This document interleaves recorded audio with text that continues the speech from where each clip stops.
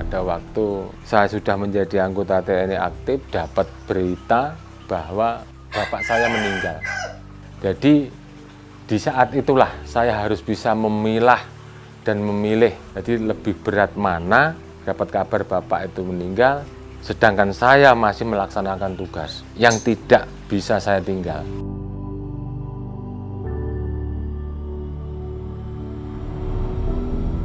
Sehingga saya tetap memilih melanjutkan tugas sampai dengan selesai. Kebetulan jam 8 pagi tugas itu sudah selesai, itu baru saya bisa mengajukan izin untuk pulang ke rumah, pengen tahu jenazah bapak saya di mana dimakamkan.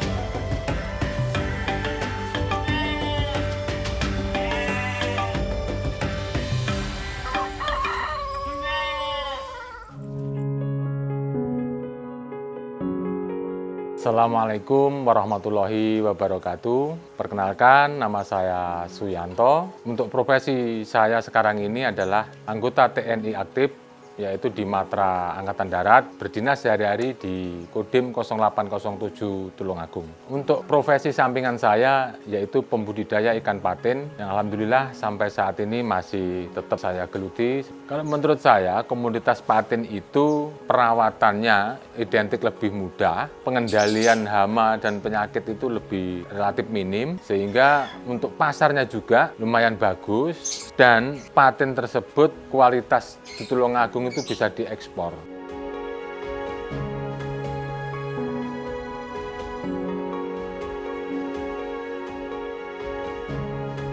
Jadi untuk kami awal berbudidaya itu awalnya itu satu petak kolam, Mas, dengan ukuran 180 meter persegi. Di setiap siklus alhamdulillah ada penambahan petak kolam. Untuk satu petak kolam kemarin yang pertama itu kami masukkan benih 3.000 ekor, tapi alhamdulillah sampai ini hari meskipun di tengah-tengah perjalanan saya berbudidaya itu menemui kendala dan hambatan, tapi saya tetap yakin dan optimis dengan kerja sampingan saya ini yang sekarang sudah mencapai alhamdulillah 45.000 ekor. Untuk 45.000 ekor itu kita tebar di 9 petak kolam dengan ukuran petak itu bervariasi mulai dari 180 meter persegi sampai 300-an sekian meter persegi. Kalau menurut saya itu untuk perkembangan usaha sampingan saya itu relatif cepat karena kerja sampingan itu memang benar-benar saya itu serius dalam berbudidaya,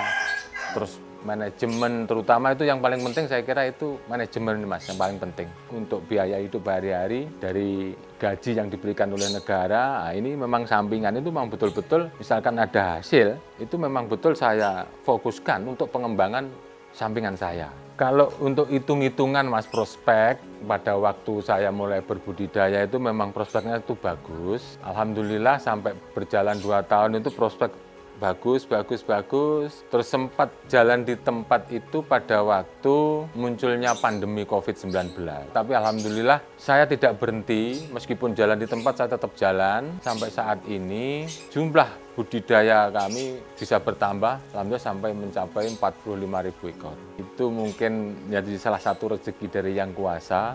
Untuk mulai budidaya dari 18 sampai 2023 itu alhamdulillah belum sempat mengalami kemenisan, Mas.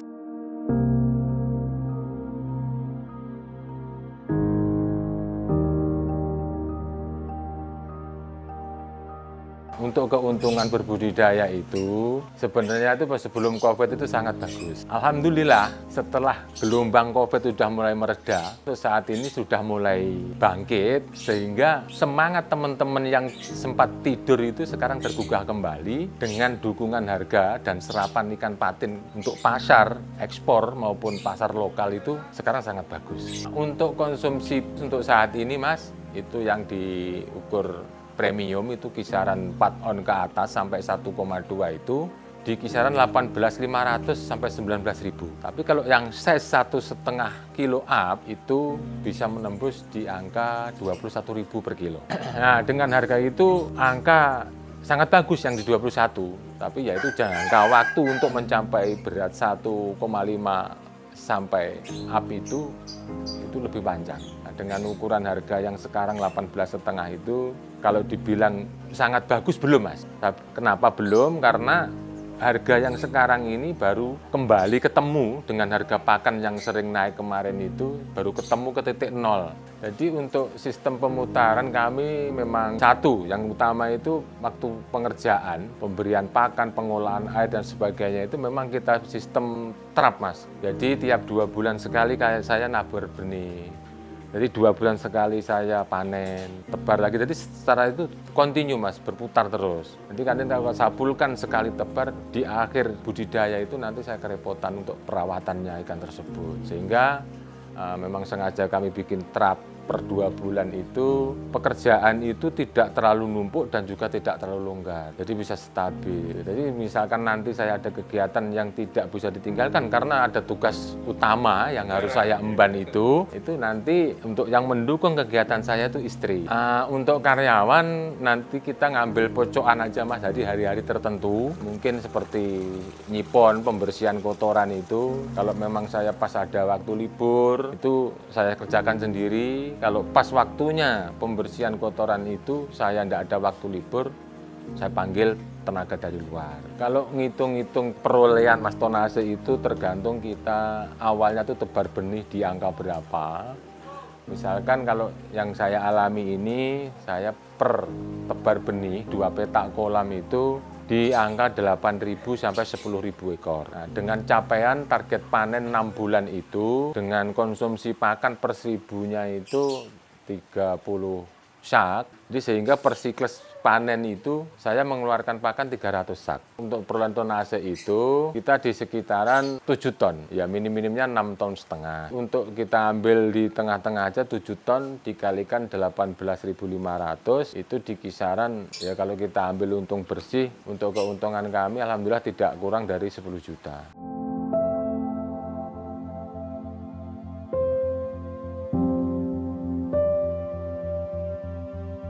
Kalau awal berbudidaya itu sebenarnya yang paling mahal itu memang betul pembuatan kolam, Mas. Pembuatan kolam, nanti setelah kolam jadi, itu di biaya pembelian pakan. Ya, kita siapkan kolamnya dulu, nanti baru kita pikirkan. Tapi alangkah baiknya, jadi sebelum berbudidaya kita belajar dulu ke teman-teman yang sudah lebih senior, berbudidaya ikan, nanti kebutuhannya kolamnya sekian, benihnya sekian, pakannya sekian, nanti kita siapkan modal. Jadi kita berangkat berbudidaya itu sudah tidak berpikir kemana-mana, mungkin cari pakan lah ini harus kemana. Kalau memang sudah disiapkan, kita tinggal fokus ke kolam gitu aja. Pak, kalau dalam perawatan ikan patin, hal yang sangat menentukan kesuksesan dalam berbudidaya ikan patin itu apa? Manajemen air.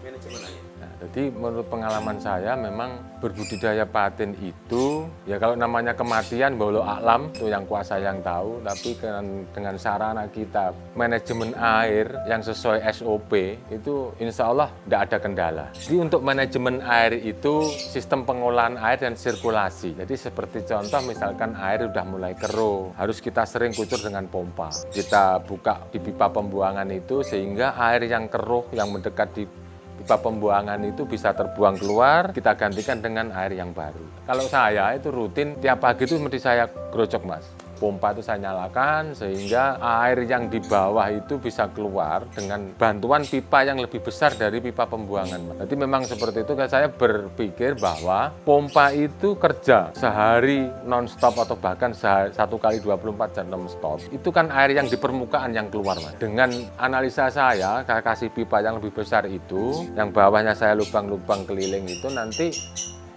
pompa bekerja, volume air menaik, secara otomatis yang di bawah ini kedorong sehingga ke pipa pembuangan langsung ke saluran pembuangan itu. Pembuatan kolam itu yang paling utama yang harus kita pertimbangkan adalah pembuangannya air, Mas. Sehingga kondisi ekosistem air itu tetap terjaga dengan bagus. Nanti kalau pembuangannya air itu sembarangan mungkin bisa berdampak ke tangga kanan kiri, sehingga itu nanti akan timbul suatu gesekan. Nah, makanya itu sangat saya hindari, dan untuk teman-teman pembudidaya khususnya di Kendal Bulur itu memang saya ajak begitu.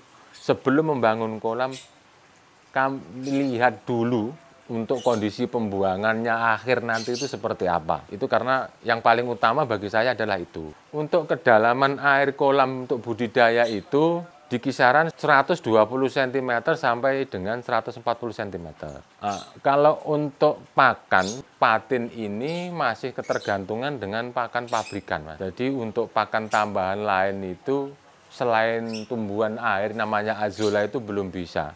Karena patin itu beda dengan gurami ataupun nila. Gurami dengan nila itu masih bisa kita kasih dari daun-daun itu masih bisa, tapi kalau patin tidak bisa, Mas. Kecuali dengan pakai tumbuhan air yang namanya azolla itu. Ya kuncinya itu, Mas. Jadi kita harus bertahan bagaimana ikan yang kita tebar itu sampai dengan nanti panen itu kelangsungan hidupnya itu bertahan dalam arti jangan sampai ada kematian sampai fatal. Ya kalau memang kematian 1, 2 atau bahkan mencapai 100 ekor itu masih lumrah kalau patin, Mas, masih lumrah, masih oke. Kalau yang pernah saya alami ini, saya pernah memang ada satu petak kolam itu, Mas, yang kematian itu mencapai 50%, tapi masih di size kecil.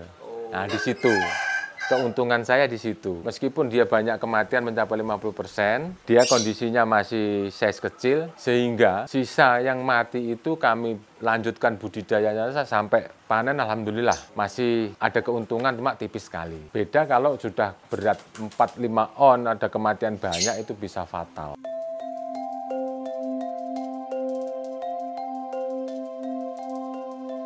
Nah, jadi gini, untuk manajemen pemasaran, saya berawal dari jual ke supplier atau ke tengkulak patin. Setelah itu juga pernah ikut di kemitraan, jadi sistem kemitraan dengan pabrik filet sampai dengan sekarang, dan juga sebagian ini tetap bertahan di pasar bebas. Sebenarnya kalau di dunia pasar itu sebenarnya relatif, Mas.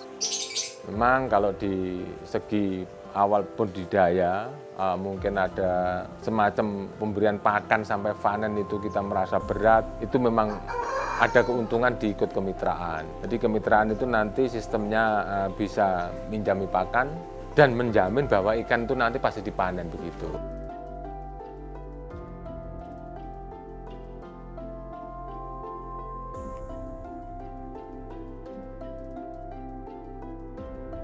Kalau menurut pengamatan saya selaku pembudidaya mulai dari tahun 2018 sampai sekarang, kalau fokus secara teori, terus manajemen pengolahan air, pemberian pakan itu sudah sesuai SOP, saya kira seperti yang saya alami sebenarnya tidak ada masalah. Begini, jadi seperti contoh begini, Mas.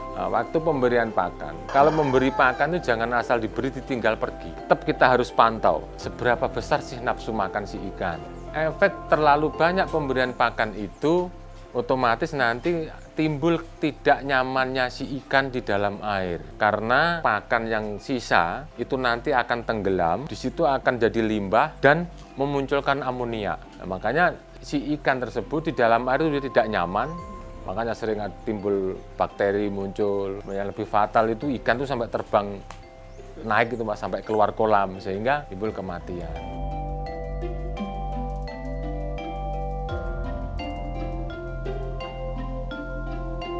Harapan kami di luar dari tugas pokok saya sebagai anggota TNI Angkatan Darat di sektor budidaya ikan, jadi ketahanan pangan di sektor perikanan. Jadi kami secara pribadi mengharapkan untuk pemberdayaan perikanan itu mungkin bisa lebih ditingkatkan lagi dengan cara mungkin ada sejenis alat pemotivasi, permodalan untuk membangkitkan motivasi masyarakatnya, sehingga wilayah yang berpotensi untuk perikanan tersebut bisa naik secara signifikan, kebutuhan ikan seperti sekarang ini agak berkurang bisa tercukupi, sehingga pasar dalam negeri maupun luar negeri bisa tercover dengan meningkatnya masyarakat yang berbudidaya.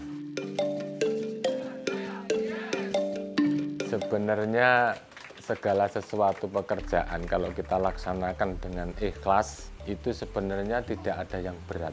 Jadi ada tugas merasa kita berat itu karena kita mungkin diawali dengan tidak ikhlasnya itu. Jadi kalau kita sudah dari awal niat masuk, setelah diterima kita harus tetap konsisten apapun itu pekerjaannya, karena dari awal sudah saya berniat untuk masuk ke TNI, itu adalah dasar saya ikhlas untuk melaksanakan kegiatan apapun yang diberikan oleh pimpinan untuk kepentingan bangsa dan negara, wabil khusus untuk kepentingan masyarakat.